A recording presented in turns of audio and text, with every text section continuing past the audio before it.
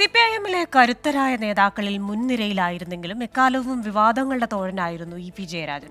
ഇ.പിയുടെ വിവാദ നടപടികളും പ്രസ്താവനകളും പലതവണയാണ് പാർട്ടിയെ പ്രതിസന്ധിയിലാക്കിയത്.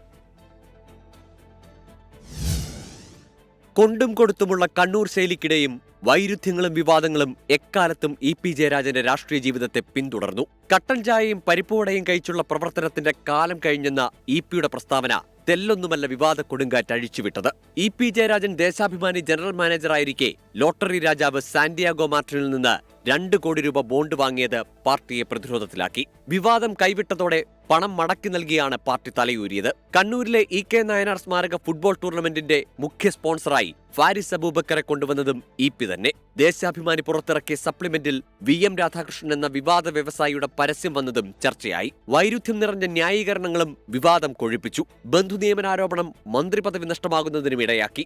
ഇ.പി. ജയരാജന്റെ കുടുംബത്തിന് മുഖ്യ ഓഹരി പങ്കാളിത്തമുള്ള മൊറാഴയിലെ വൈദേകം റിസോർട്ട് വിവാദങ്ങളിൽ നിറഞ്ഞു. സാമ്പത്തികാരോപണത്തിന് ഓഹരി പങ്കാളിത്തം ആയുധമായി. തുടർച്ചയായ നാക്കുപിഴ, വിവാദങ്ങൾ തുടർക്കഥയായി. ഒടുവിൽ ബി.ജെ.പി. സ്ഥാനാർത്ഥികളെ പുകഴ്ത്തിയതും പ്രകാശ് ജാവ്ദേക്കറുമായുള്ള കൂടിക്കാഴ്ച തെരഞ്ഞെടുപ്പ് ദിനത്തിൽ തുറന്നു പറഞ്ഞതും വിവാദങ്ങളുടെ ഒടുവിലത്തെ എപ്പിസോഡ്. 24 കണ്ണൂർ.